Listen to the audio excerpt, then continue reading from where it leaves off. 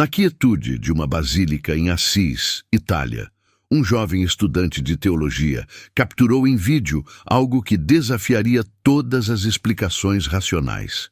Enquanto filmava o túmulo de Carlo Acutis, o jovem beato conhecido como o Santo dos Millennials, sua câmera registrou uma luz inexplicável, um fenômeno visual impossível e uma série de eventos que deixaram especialistas em física, teologia e ciência perplexos.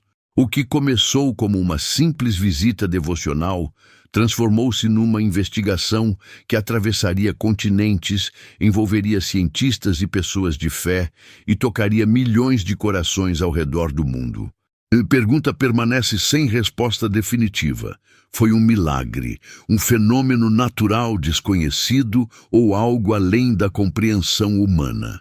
Antes de começarmos esta história extraordinária, se você ainda não é inscrito no canal, clique no botão de inscrição agora e deixe um comentário dizendo de onde você está assistindo.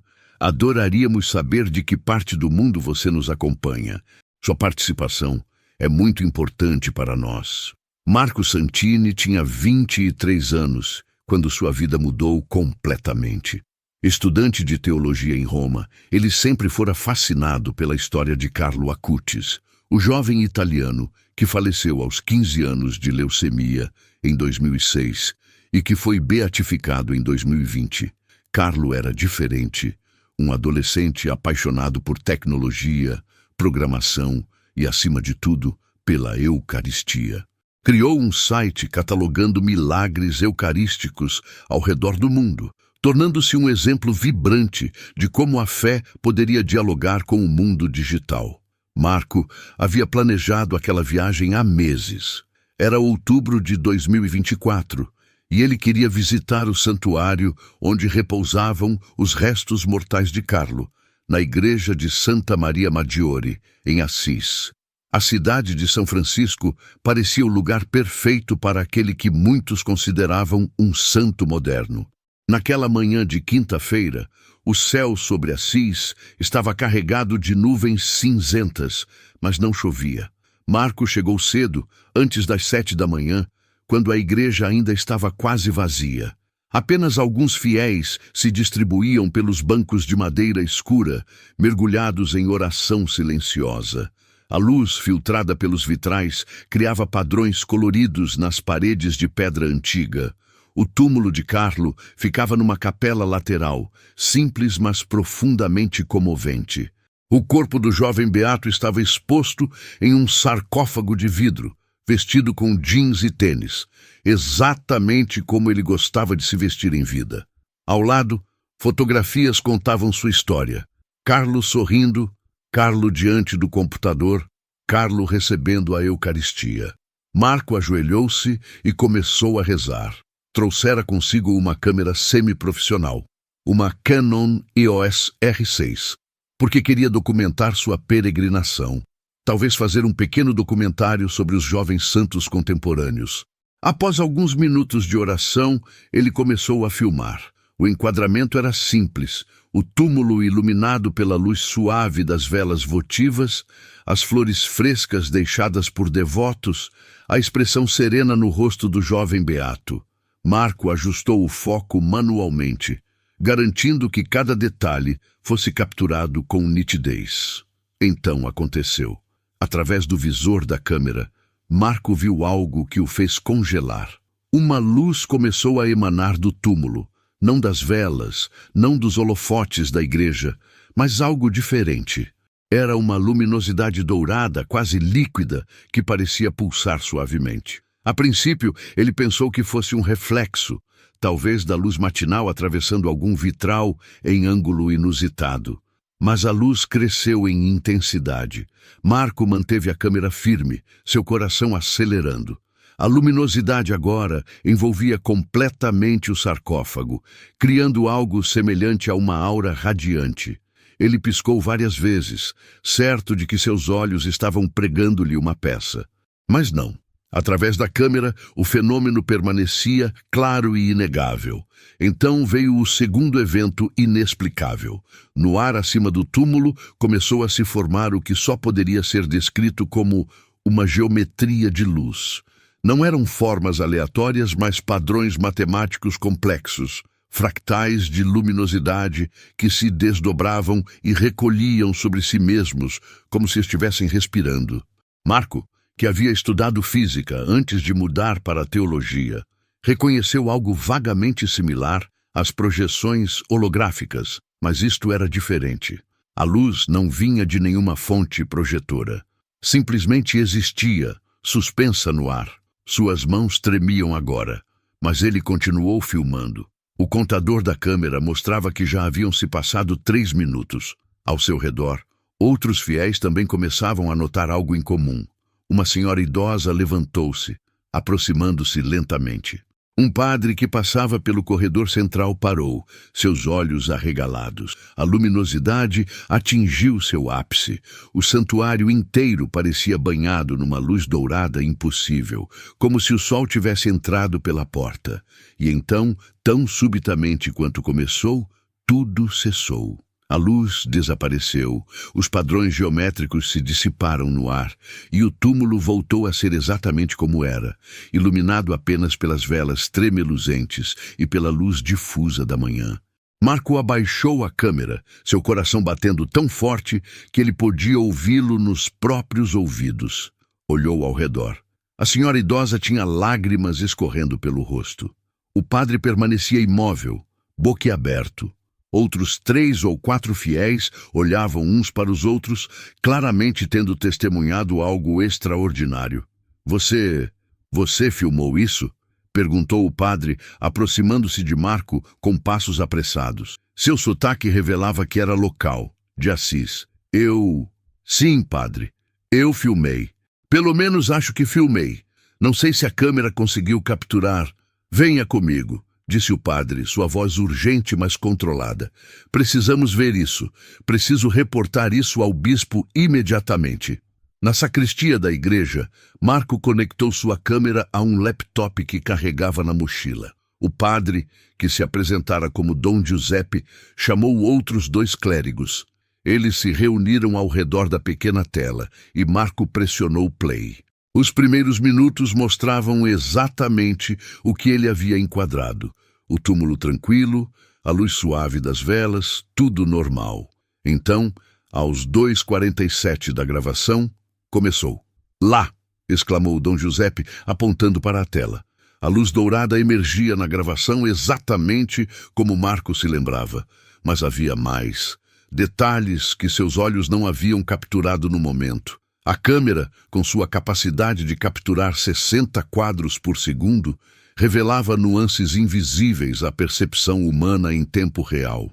Os padrões de luz não eram aleatórios. Quando Marco pausou e avançou frame por frame, ficou claro que as geometrias formavam sequências. Eram como equações, símbolos, formas que pareciam carregar significado. Isso é impossível, murmurou Marco, mais para si mesmo do que para os outros. A luz não pode se comportar assim, não sem uma fonte, não sem... Sem o quê? Perguntou Dom Giuseppe. Sem violar as leis fundamentais da física. Luz precisa de uma fonte emissora. Precisa viajar em linha reta. Isso aqui, ele gesticulou para a tela, isso está se curvando, formando padrões tridimensionais no ar, sem nada projetando-a. Um dos outros padres, mais jovem, usava óculos e tinha um laptop sob o braço.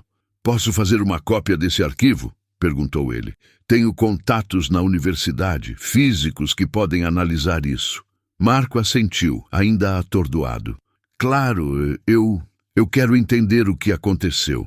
Nas horas seguintes, cópias do vídeo começaram a circular entre um grupo seleto de pessoas. O bispo de Assis foi informado. Um perito em fenômenos visuais da Universidade de Perugia foi contatado. E Marco, subitamente, viu-se no centro de algo muito maior do que imaginara. Naquela noite, em seu quarto modesto, no albergue para peregrinos, Marco assistiu à gravação repetidamente. Cada visualização revelava novos detalhes. Em determinado momento, aos 3:12 da gravação, podia-se ver claramente algo semelhante a partículas de luz dançando ao redor do túmulo. Mas não eram partículas comuns. Elas deixavam trilhas, como se estivessem se movendo em mais dimensões do que as 3 espaciais que conhecemos. Ele ampliou a imagem ao máximo, analisando cada pixel. As geometrias de luz tinham uma simetria perfeita, uma elegância matemática que sugeria design intencional. Não era caos, era ordem, era beleza. Marco pensou em Carlo Acutis, o jovem que amava a ciência e a fé, que via Deus tanto na Eucaristia quanto nas maravilhas da programação e da tecnologia. Seria isto uma mensagem? Um sinal de que a fé e a razão não eram inimigas, mas faces complementares da verdade? Ou seria ele apenas vendo padrões onde não existiam, desesperado por significado? A notícia se espalhou rapidamente, embora de forma controlada.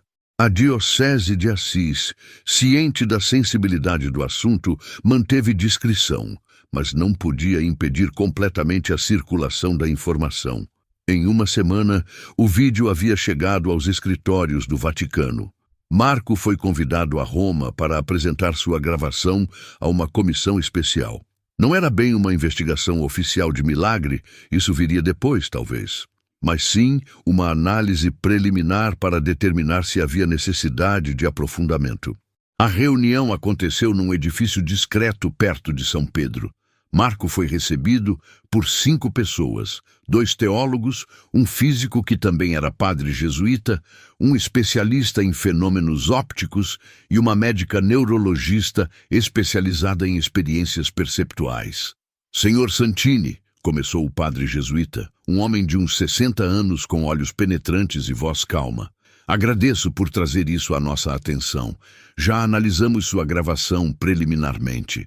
É desconcertante. O senhor acredita que é real? Perguntou Marco, tentando controlar a ansiedade na voz. Acreditamos que você capturou algo real, sim. A questão é, o que exatamente? A médica neurologista interveio. Senhor Santini, você tem histórico de enxaquecas? Episódios de fotopsia, talvez? Visões de luzes que não existem? Não, doutora, nunca. E outras pessoas viram também. O padre Giuseppe, a senhora idosa que estava orando. Sim, já conversamos com eles, confirmou ela, consultando suas anotações. Suas descrições são notavelmente consistentes com a sua e com o que a câmera capturou. Isso descarta alucinação individual, mas não completamente a possibilidade de algum fenômeno perceptual coletivo. O físico se inclinou para a frente. Do ponto de vista da ciência, o que está nessa gravação desafia a explicação convencional. Enviamos cópias para laboratórios em 3 países. Analisaram os metadados do arquivo. Não há sinais de manipulação digital. Examinaram a assinatura espectral da luz. Não corresponde a nenhuma fonte artificial conhecida. E as geometrias... Ele fez uma pausa, escolhendo as palavras. Exibem características que alguns colegas compararam a certos padrões em teoria quântica de campos. Mas isso é altamente especulativo. O que isso significa? Marco perguntou. Significa que não sabemos. E isso por si só já é extraordinário. Na ciência moderna, é raro encontrarmos algo genuinamente inexplicável. Um dos teólogos, que havia permanecido em silêncio até então, finalmente falou. Era um homem idoso com cabelos brancos e um rosário nas mãos. Filho, você conhece a história de Carlo Acutis. Sabe que ele era um jovem de fé profunda, mas também de mente científica. Ele acreditava que Deus se revelava tanto nos milagres quanto nas leis naturais que governam o universo. Sim, monsenhor, li muito sobre ele. Então considere isto. Talvez o que você testemunhou seja exatamente isso, uma intersecção entre o natural e o sobrenatural tão sutil que desafia nossas categorias convencionais. Não é nem puramente milagre, nem puramente fenômeno físico. É algo além. Apesar dos esforços de descrição, o vídeo vazou. Alguém, nunca se descobriu quem, fez upload de uma cópia de baixa resolução no YouTube. Em 48 horas, tinha 5 milhões de visualizações. Os comentários eram um campo de batalha. Céticos afirmavam categoricamente que era uma fraude, um truque de edição de vídeo, apesar das análises forenses provarem o contrário. Crentes viam confirmação inquestionável do divino. Cientistas estavam divididos, alguns fascinados, outros irritados, pela impossibilidade de replicar ou estudar o fenômeno adequadamente. Marco começou a receber mensagens de todo o mundo. Algumas eram de apoio, outras de ameaça. Acusavam-no de fraudador, de manipulador, de tentar ganhar fama às custas da religião. Outras pessoas imploravam por cura, acreditando que ele tinha alguma conexão especial com o sagrado. A pressão era imensa. Marco mal dormia. Concedeu algumas entrevistas, sempre tentando ser medido, racional, respeitoso tanto com a ciência quanto com a fé. Não sei o que gravei, ele dizia repetidamente. Sei apenas que foi real e que desafia a explicação. 3 meses após a gravação, a Igreja Católica anunciou oficialmente que abriria uma investigação sobre o ocorrido. Não chamavam de milagre ainda. Era cedo demais. Mas reconheciam que o evento merecia estudo sério. Marco foi contactado por uma equipe de cientistas independentes, físicos, químicos, especialistas em óptica e fotografia, que queriam analisar não apenas o vídeo, mas recriar as condições exatas do momento da gravação. Voltaram a Assis, mediram os ângulos de luz, testaram cada possível fonte de reflexão ou distorção. Nada explicava o fenômeno. É como se, disse um dos físicos, Dr. Thomas Müller, da Universidade de Heidelberg, a luz estivesse se comportando de acordo com regras que não conhecemos. Não é quebra das leis físicas. Pode ser simplesmente que exista física que ainda não descobrimos. Mas havia algo mais perturbador. Quando analisaram frame por frame, em altíssima resolução, descobriram que nos padrões geométricos de luz havia informação. Não era pareidolia, o fenômeno psicológico de ver padrões onde não existem. Era a estrutura genuína, repetível, codificada. Um matemático da MIT, Dr. Sarah Chen, especialista em teoria da informação, fez uma descoberta impressionante. Esses padrões, ela explicou numa videoconferência com a equipe investigativa, contêm o que parece ser entropia negativa. Isso não deveria existir. Entropia sempre aumenta em sistemas fechados, mas aqui é como se a informação estivesse se organizando espontaneamente em ordem crescente. É o oposto do que a segunda lei da termodinâmica prevê.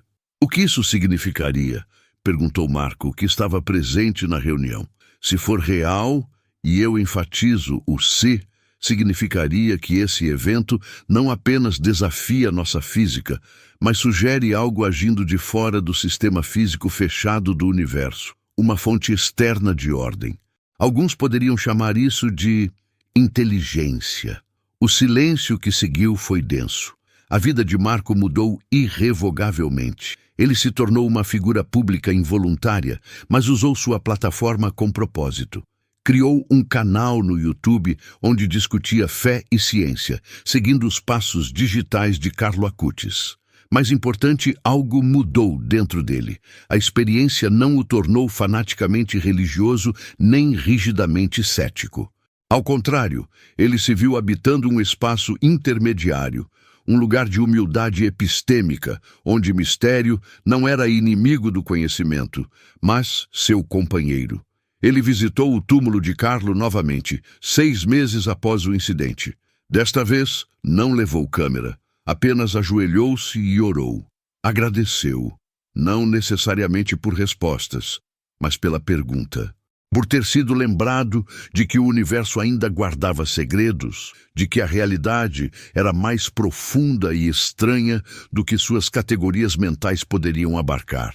Enquanto rezava, pensou em todas as pessoas cujas vidas haviam sido tocadas pelo vídeo. Recebera milhares de mensagens. Algumas eram de pessoas que haviam perdido a fé e, ao ver o inexplicável, sentiram uma porta se reabrir. Outras eram de cientistas que, confrontados com o verdadeiramente anômalo, redescobriram a humildade intelectual. Uma mensagem em particular o marcara profundamente. Era de uma jovem chamada Sofia, de 17 anos, do Brasil. Ela escrevera: "Obrigada por compartilhar isso. Meu irmão morreu de leucemia, como Carlo. Eu estava tão zangada com Deus, mas ver que existem mistérios, que talvez haja mais do que entendemos, isso me deu esperança. Não todas as respostas, mas esperança." Marco guardou essa mensagem.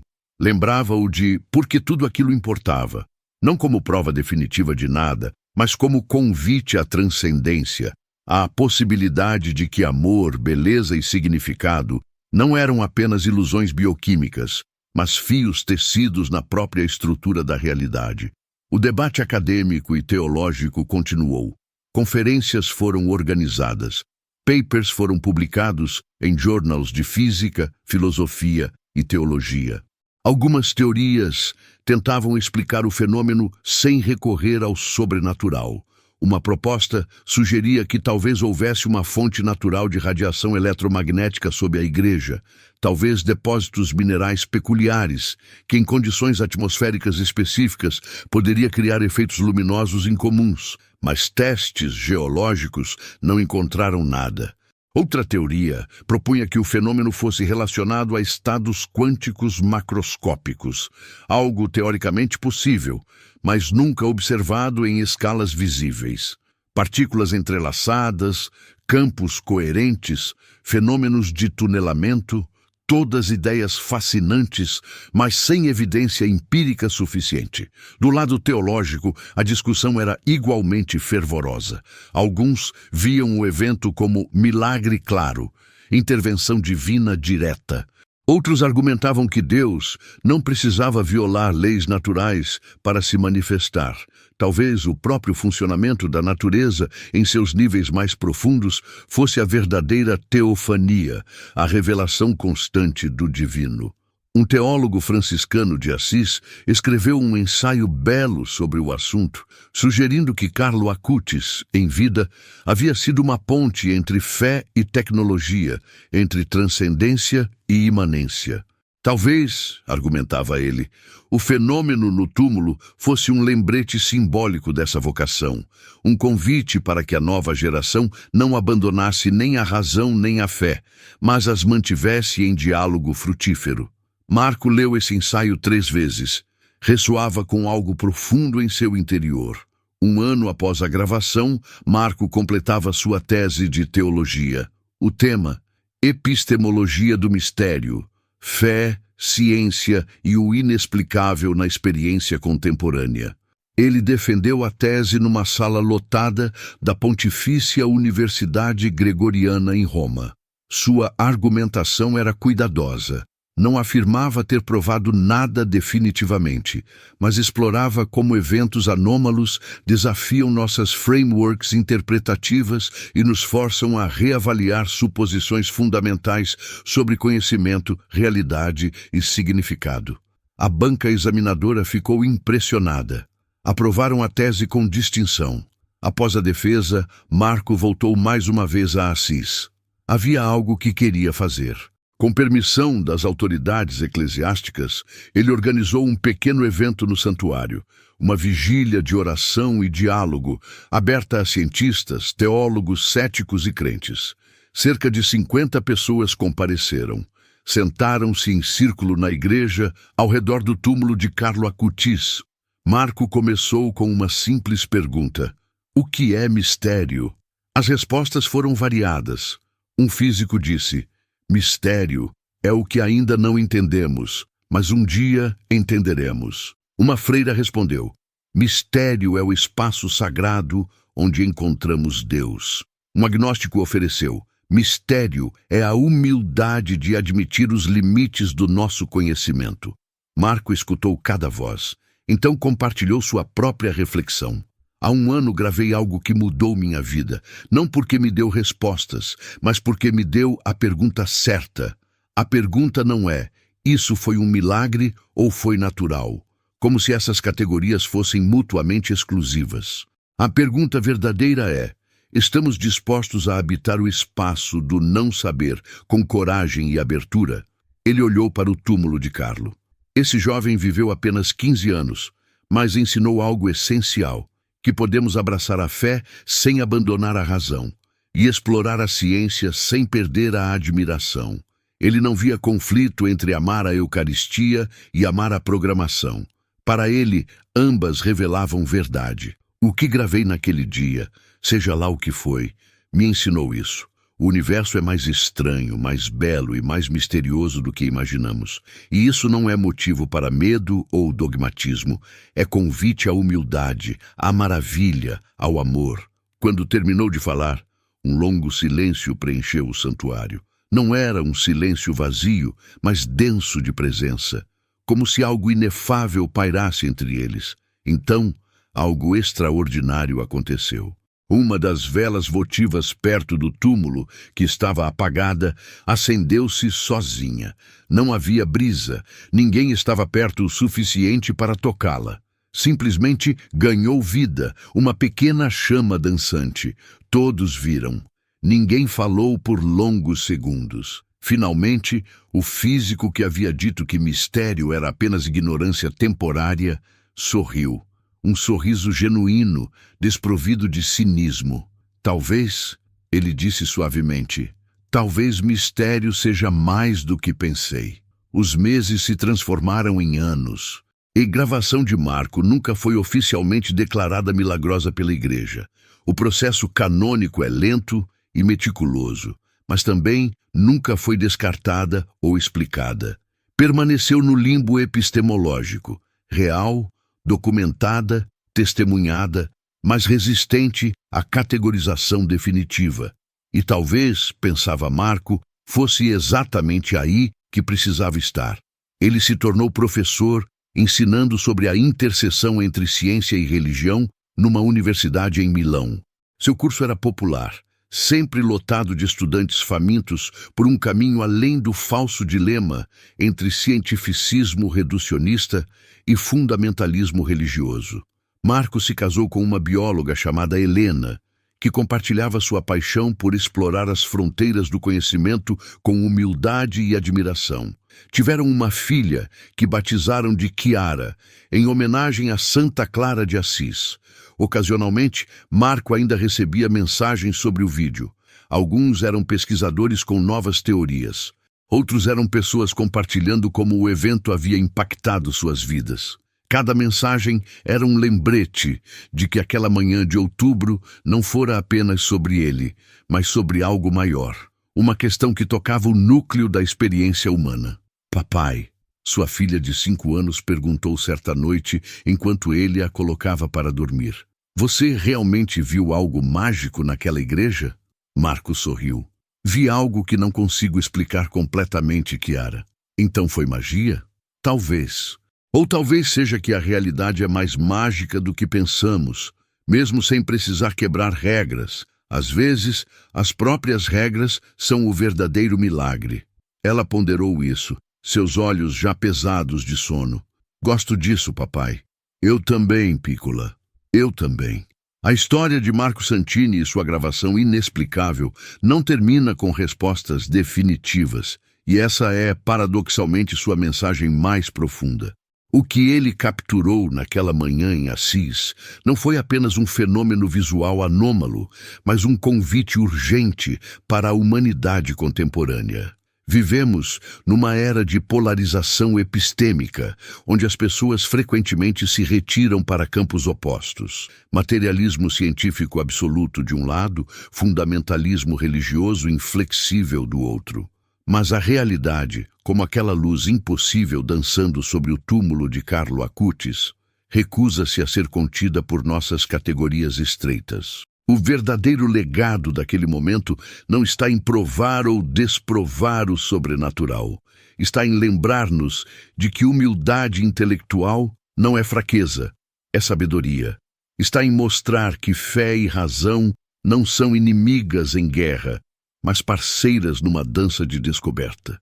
Está em testemunhar que o universo ainda reserva surpresas, que mistério não é apenas o que ainda não explicamos, mas talvez seja uma característica fundamental da própria existência. Carlo Acutis viveu essa síntese em seus breves 15 anos. Amou Deus e amou a ciência. Criou sites e criou santidade. Para ele, não havia contradição, havia complementaridade.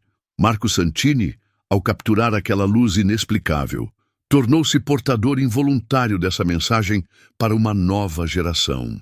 Milhões de pessoas ao redor do mundo, ao assistirem aqueles minutos de vídeo, foram confrontadas com uma questão que não podem ignorar. E se a realidade for mais profunda do que admitimos? E se houver camadas de existência que nossa ciência ainda não alcançou? E se o sagrado não for oposto ao natural, mas entrelaçado com ele de maneiras que mal começamos a compreender?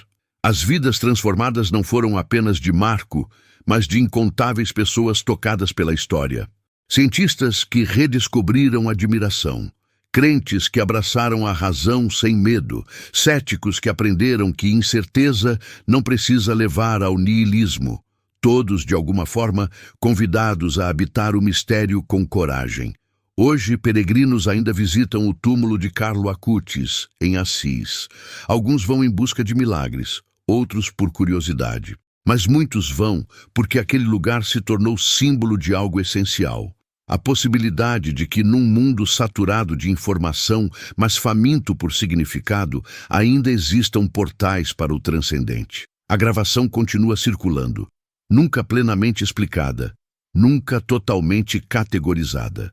E talvez seja precisamente sua permanência na penumbra epistêmica que a torna tão poderosa, porque nos força a confrontar nossos próprios limites, nossas próprias certezas, nossas próprias necessidades de controlar o narrativo da realidade. No final, a história de Marco e daquela luz impossível não oferece conforto fácil, nem respostas simples. Oferece algo mais precioso, um convite para olhar o universo com novos olhos, para perguntar perguntas mais profundas, para manter nossas mãos abertas em vez de fechadas em punhos de certeza absoluta. Como Carlo Acutis ensinou através de sua vida extraordinariamente ordinária, o caminho não está em escolher entre fé ou razão, entre coração ou mente, entre sagrado ou secular. O caminho está em integrar, em sintetizar, em dançar na fronteira onde mistério e conhecimento se encontram. E nessa fronteira, nesse espaço liminar onde o explicável toca o inexplicável, talvez encontremos não respostas definitivas, mas algo ainda mais valioso. Encontremos finalmente verdade suficientemente ampla para conter toda a nossa humanidade, nossa racionalidade e nossa intuição, nossa ciência e nossa espiritualidade, nosso conhecimento e nossa admiração. A luz continua brilhando, não apenas naquela gravação, mas em cada mente aberta, em cada coração corajoso o suficiente para dizer: não sei, mas quero aprender, quero maravilhar-me, quero viver tanto a questão quanto a busca. E talvez, no final, seja exatamente isso que precisamos, não mais certezas, mas mais coragem para habitar o mistério com graça. Se esta história tocou seu coração, ou despertou sua curiosidade, não esqueça de se inscrever no canal. Deixe um comentário contando de onde você está assistindo e o que você sentiu ao ouvir esta história extraordinária. Sua participação e reflexões são muito importantes para nós. Que possamos continuar juntos, explorando esses mistérios que nos fazem mais humanos, mais compassivos e mais abertos à maravilha que nos rodeia. Obrigado por estar aqui conosco.